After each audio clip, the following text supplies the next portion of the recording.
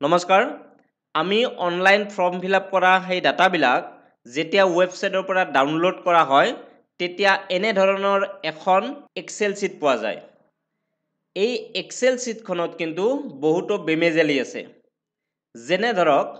দুটা কলমত ভাগ হৈ থাকিব লাগিছিল জেন্ডাৰ আৰু কাষ্টখিনি কিন্তু এটা কলমতে জেন্ডাৰ আৰু কাষ্টখিনি লিখা গৈছে এইটো ধৰক যেটো সফটওয়্যাৰত আমি এপ্লাই কৰিছিলো সেই সফটওয়্যাৰটোৰ কিছুমান এনেকুৱা বিসংগতি আছিল যাৰ ফলত ইয়াত এটা কলমতে কাষ্ট আৰু জেন্ডাৰখিনি লিখা গৈ আছে গটিকে এতিয়া আমি এটা কলমত এই লিখা থকা জেন্ডাৰ আৰু কাষ্টখিনি কেনেকৈ দুটা কলমত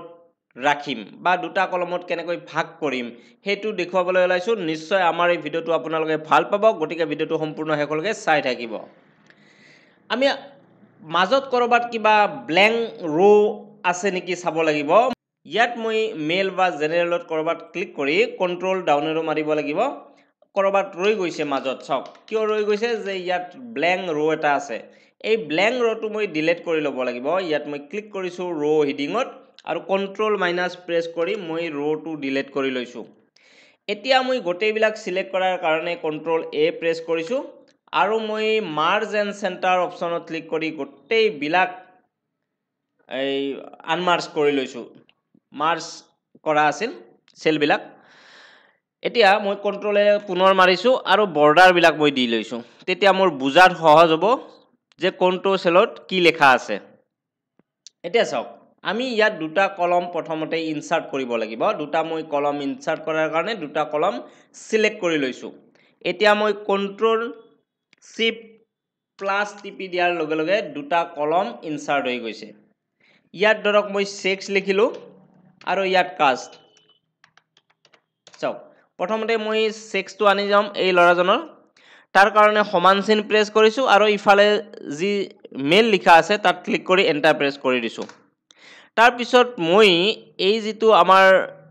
মেল ওলাল মানে ৰিজাল্টটো যে ওলাল সেক্সৰ তলত যে ফৰ্মুলা মাৰি এই মেলটো ইয়ালৈ লৈ আহিলো সেই সেলটোত ক্লিক কৰি তাৰে যেটো তলৰ ফিল হ্যান্ডেল থাকে তাত ডাবল ক্লিক কৰি দিম গোটেইবিলাক আহি গৈছে আপুনি এনেকৈ চাব পাৰে ঠিক আছে নে নাই নিশ্চয় মানুহজনৰ নামৰ ৰাইট সাইডে মেল বা ফিমেল আহি গৈছে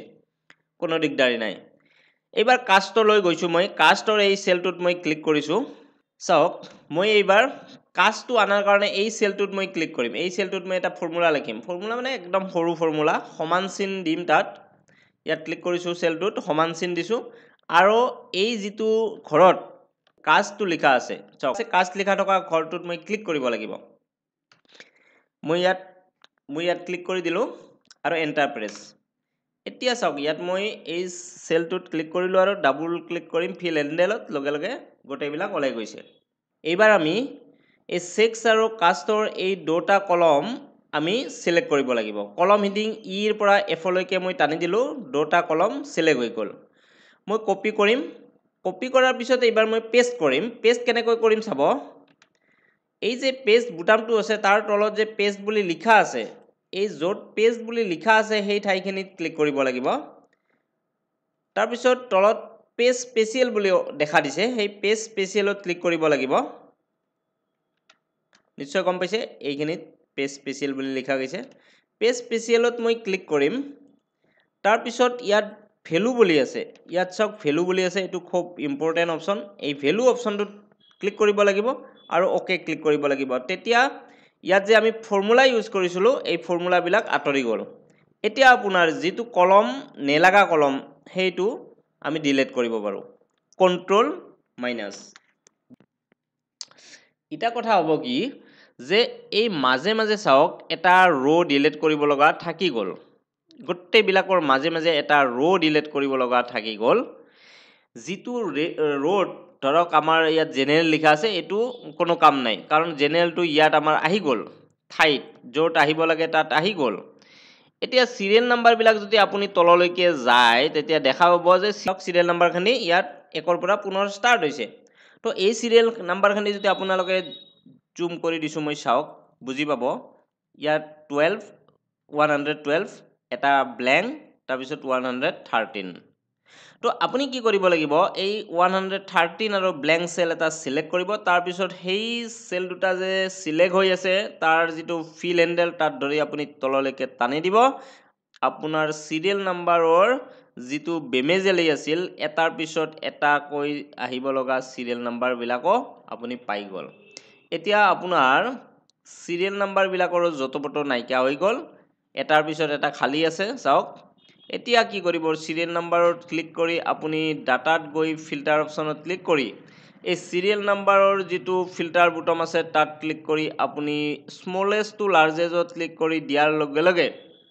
এই ডাটা বিলাক সিৰিয়েল হৈ গৈছে আৰু আপুনি যদি তলৰ পিনে গৈ কন্ট্ৰোল ডাউন এৰো মাৰি দিয়ে তেতিয়া দেখা পাব এই পিনে ষ্টুডেন্টৰ নাম নাই বা সিৰিয়েল নাম্বাৰ নাই কিন্তু মেল জেনাৰেল এনেকৈ কিছুমান লিখা আছে যিখিনি আমাৰ কোনো প্ৰয়োজনীয় নহয় গটিকে সেইখিনি কন্ট্ৰোল শিফট ডাউন এৰো মাৰি আমি সিলেক্ট কৰি লম আৰু হোম টেবলৈ গৈ ডিলিট অপচনত ক্লিক কৰি ডিলিট ৰ'জ অপচনটো ক্লিক কৰি দিয়াৰ লগে লগে সেই অৰ্ডাৰকাৰী যি ডাটা আছিল সেইবিলাক ডিলিট হৈ যাব তো এতিয়া আপোনালোকে চাব পাৰে যে কিমান কম সময়ৰ ভিতৰত আমাৰ এটা জটিল কাম সমাধা হৈ গল যদি আমাৰ এই ভিডিওটো আপোনালোকে ভাল পাইছে যদি কিবা নতুন শিকিব পাৰিছে তেতিয়া হলে আমাৰ এই ভিডিওটোত লাইক কমেন্ট কৰাৰ উপৰিও ভিডিওটো শেয়াৰ কৰিবলৈ নাপাহৰিব আজিলৈকে ইমানে ধন্যবাদ